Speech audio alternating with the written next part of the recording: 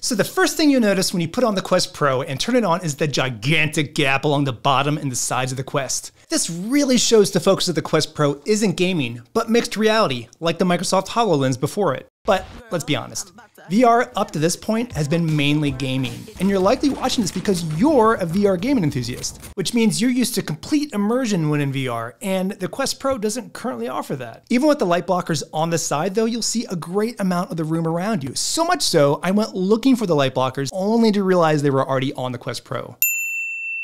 Like that idiot looking for his missing glasses while wearing them on his head. Son of a bitch. The good news is a full light blocking solution is on its way from Meta. The bad news, it'll cost $50, plus tax, plus fees? What the hell are fees? And yet I bought one. I'm sure third-party accessory makers will find a market here, but as of now, I can't find a single one on Amazon or otherwise. Okay, so the light from the side is just way too much. And although not perfect, at least Meta included the aforementioned light blockers with your purchase. Now, all you have to do is install them, right?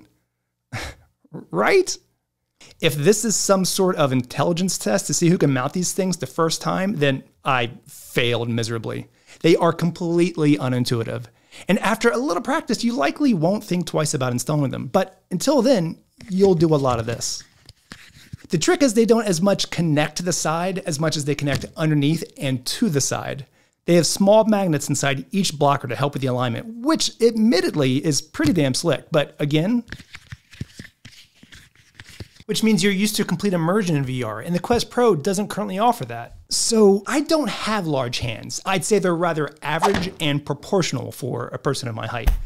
But apparently I have Sasquatchian thumbs, which must fiddle to find the tiniest power and volume rocker switchers known to man. They are there, at least you know they were there the last time you checked, as you run your fingers along the underside of the strap. The volume is on the right when wearing the headset, and the power is on the left.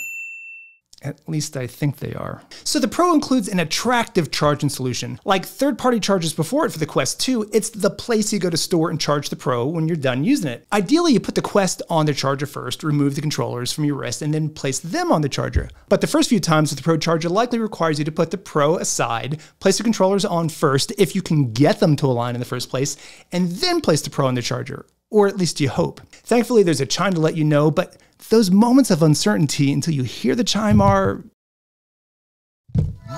interminable.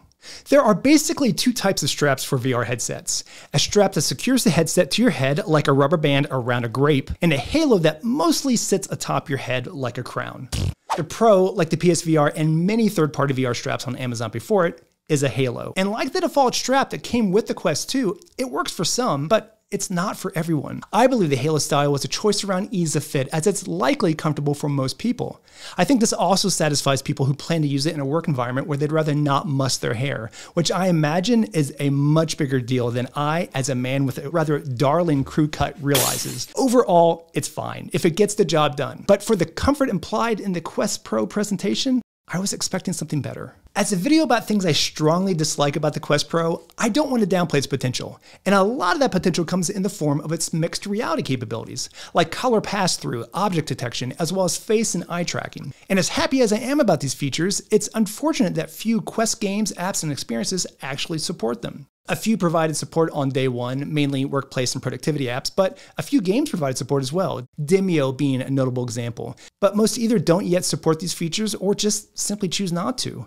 I reached out to the community manager of a rather popular game who noted that they have no plans on incorporating face or eye tracking for their avatars, as our goal continues to be broad headset compatibility so that as many people as possible can enjoy the same game experience. But where I'm concerned is in the Quest interface itself.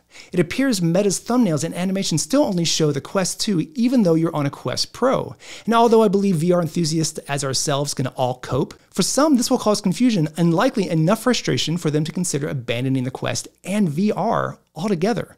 But you know what? The Quest Pro is not entirely bad. I have a companion video coming shortly of 5 things I absolutely love about the Quest Pro, which I'll place right here. But until then, watch this video and consider subscribing for more VR content.